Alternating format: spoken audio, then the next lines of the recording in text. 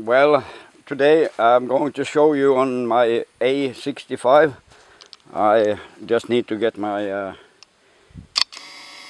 tripod, but I show you how quick it is to dismantle the carburetor.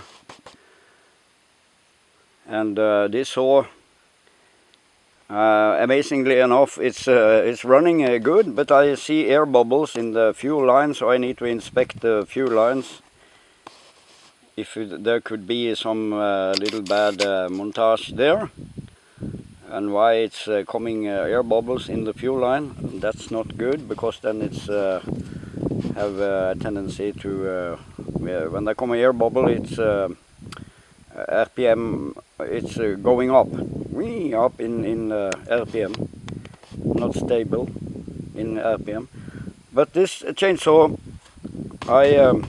the same goes with air leaks on the carburetor or intake gasket, or if you get too much air in there, you will have an upgoing, it will go up in RPM.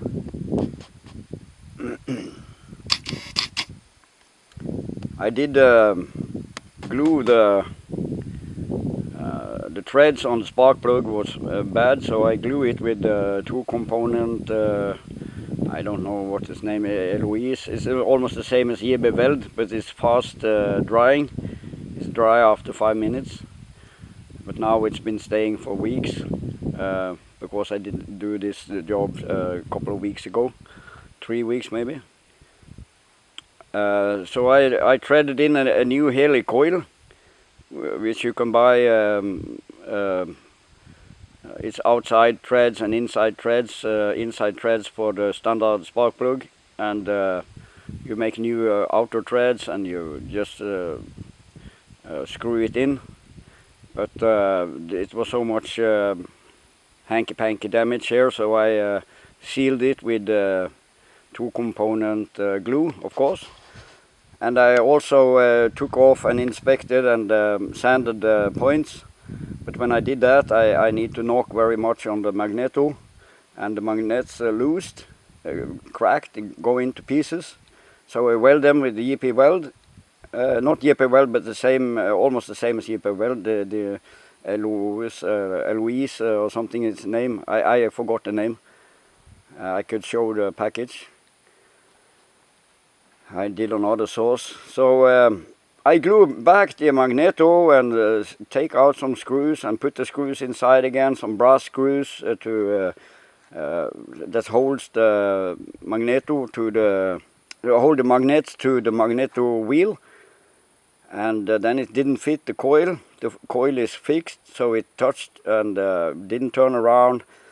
I even break the crank key one time, but then I have a part saw, so I could replace it. I have had a crank key on this one.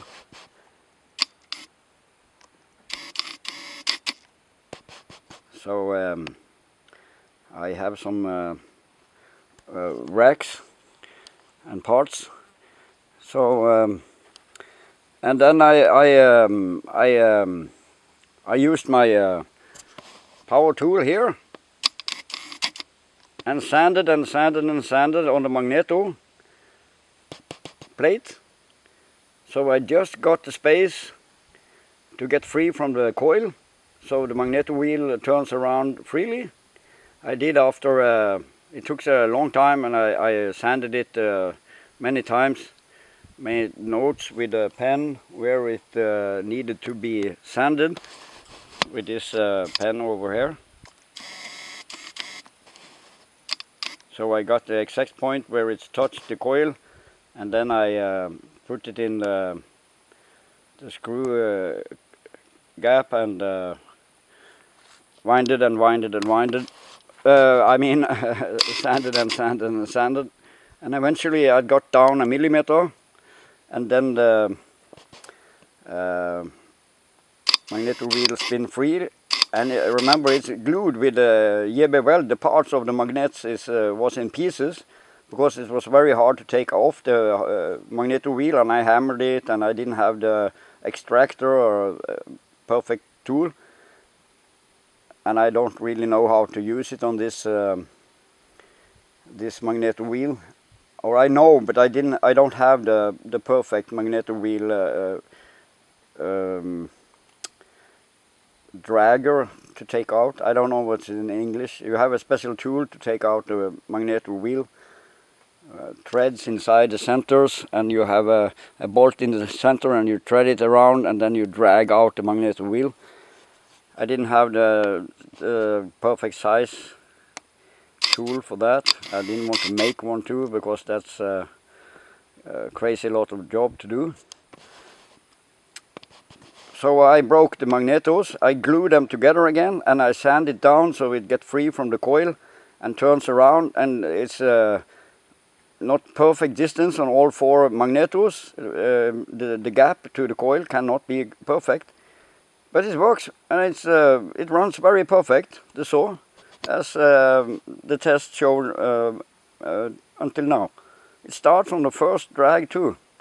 So it's a lot forward and backward, and a lot homemade patents. And I need to do some creative about the fuel lines too. But the upper fuel line is very easy, because the normal one is fitting very good. The standard size, which is very common, it fits very good. Going in here, under there, and up there and in there. It's perfect size for the... But somehow I could see air bubbles in the fuel line, and that's not too good. It could be the carburetor itself is leaking air, I don't know. But I inspect the fuel lines, and I show you how easy it is to take out the carburetor on this particular Husqvarna A-65. I have a hunch it's a very good cylinders and pistons on this, and good power on this source. Some 60s cc. I like them. I even changed this pre-starter was missing, so I changed the whole back handle. It has a bolt going through all the way here and all the way here. So you need to loosen those Torx screws on both sides, and you need to kick out the bolt, and then you put the whole handle back. And now I have pre-start, as you can see, working good. Choke,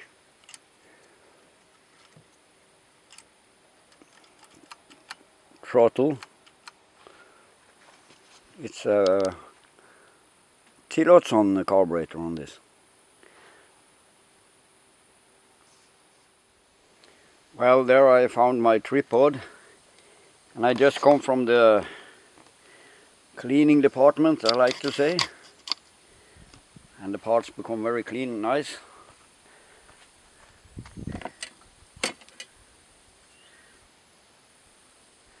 But this is for another chainsaw, so it's a little backward and forward here.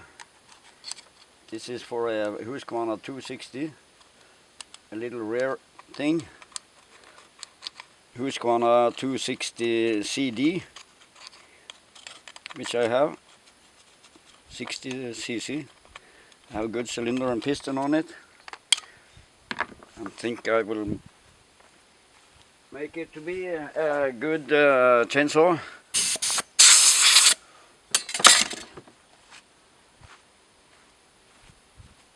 It was only the piston, very on old saws. It's a common thing if it's been standing for 20 years. Yeah, it's a common thing if it's been standing for maybe 20 years.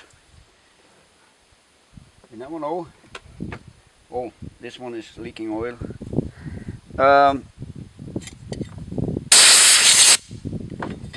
Then the piston rings can be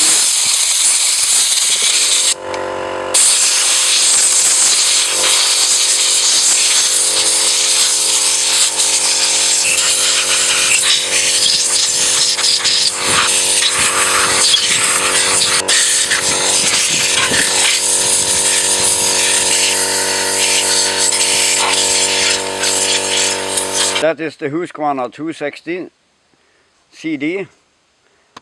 Just cleaned it. So, but back to the tema, which is the Husqvarna A-65, and it's about restoration of old chainsaw. And now I can see it's leaking oil, so I need to empty the oil chamber. But I know it's the oiling mechanism is working. The oil pump is under here, so for some reason it's a dripping oil, I can see now. So I just empty it. This is the oil reservoir. I just have to do that before I do more. And some rags is always good to have when dealing with this greasy things. You never know what can happen. But I guess it's not a big deal to fix that oil leak. Probably some old rubber lines or connections or O-rings that has been become too old.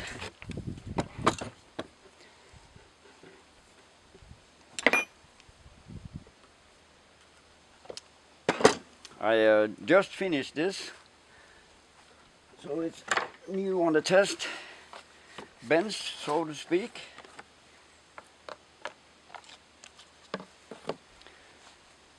And then you never know. You just take it as it comes. And if you're lucky, you manage all the challenges, and then you have a good old saw like this model is. Durable, good and reliable. Oh well, and the oil is out. So we don't really have bar oil all over the place here.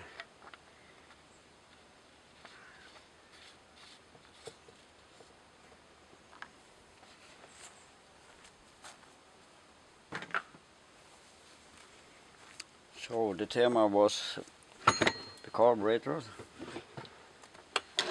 How easy it is to dismantle and take out. Disassembly, maybe it's the word.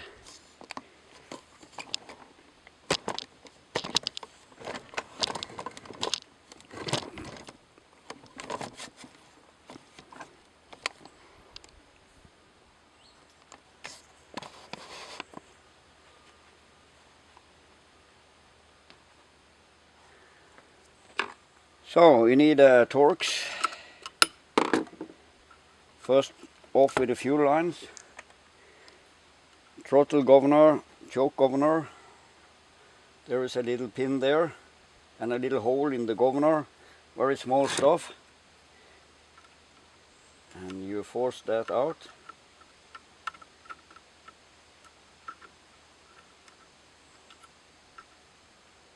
This is a homemade splint, like this.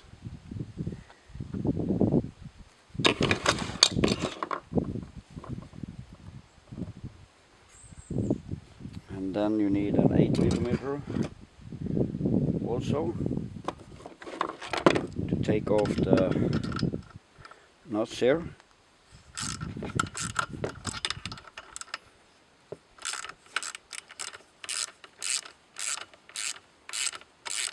I just loosen them a little.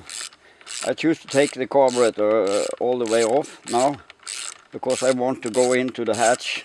I think the name is hatch in English, which is under. But this is very easy carburetor to take off. So you will see it very quickly.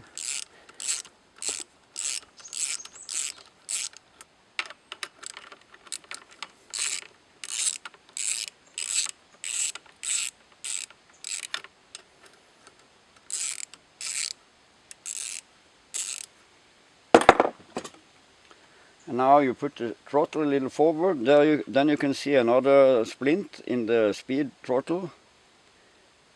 just take it out like this. Yeah, this is the original splint, very nice one. In a small hole in the throttle governor, you put it on. Then you can put the throttle governor just off like this. And to take it off, you need to take the back plate, so you make space for the carburetor to come all the way out. 2 Torx screws, 25 Torx, with a small little spacer on. But the spacer, I guess, is not that important here. But it has a spacer. There you can see the screw. Then the back panel is free, choke is free. Only the stop switch is hanging on it. There's a spring for the throttle spring there. Very simple mechanism.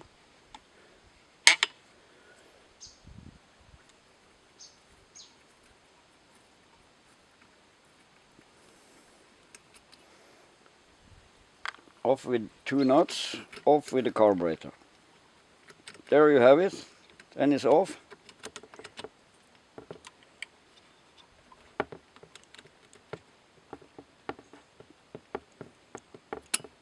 Yeah, you need to take a little bit diagonal. It should be off, yeah. Press it, stop a little bit on that, but you take it a little, tilt it a little diagonal, and it's very easy. There is the hatch, which I need to inspect more. And you just can reach this screw just good enough to reach it. It's just good enough space. And there is an O-ring under this. The O-ring could be faulty, but it doesn't need to be that. I don't think it's that. So somewhere it's coming some air into the fuel line. Now I use a smaller screwdriver when I loosen it. Maybe I should take away this gasket so I don't damage it. No, I don't damage it. It has a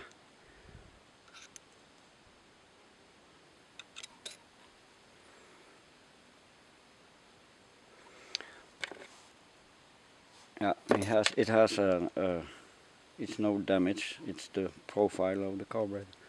Yeah, this thing there is no damage. It's just because the carburetor has a little down there, I guess.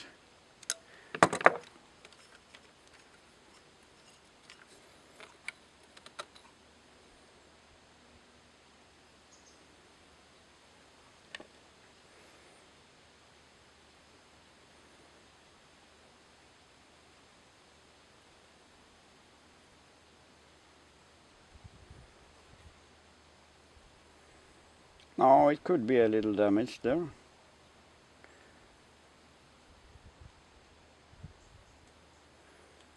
I do something wrong here. This is the correct way. This is correct.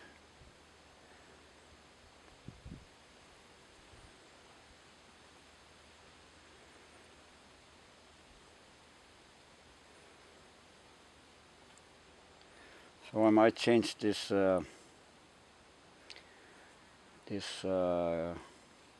gasket,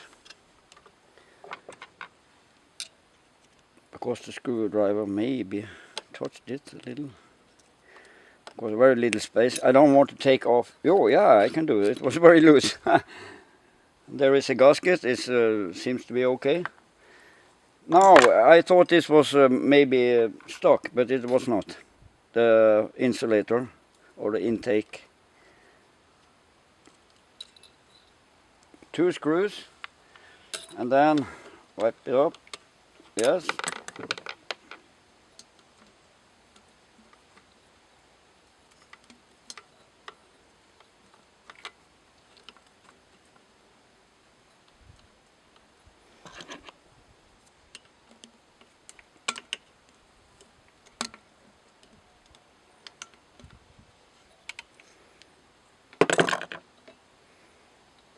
So there could be some air leaks here. I don't trust this pipe. It could be this one has a crack on it. I suspect I have used an old one. Yes, I have. And this could have some cracks on it. So I changed that. And then the problem hopefully is solved. So this is a little homemade. I try to use what I have and reuse what is, if it's good.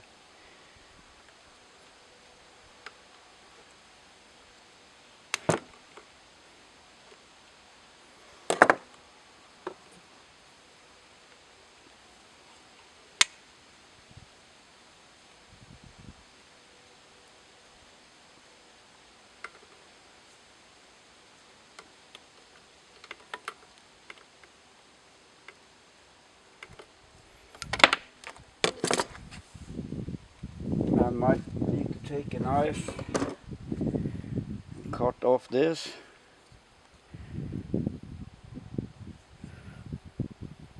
Or I could pressure it out.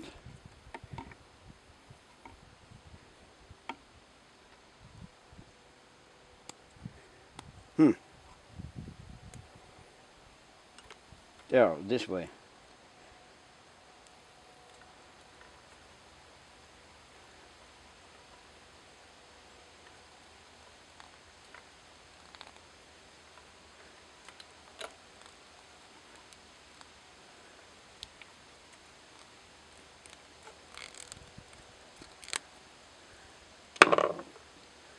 There, I opened it. Off we go. There is the O-ring, yes, as I told. This is just to seal and keep the gasoline inside the tank.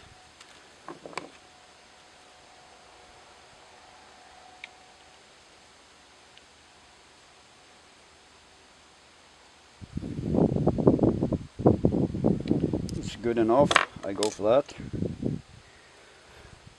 So then I use the same length, maybe a slightly shorter. Try to find a new one.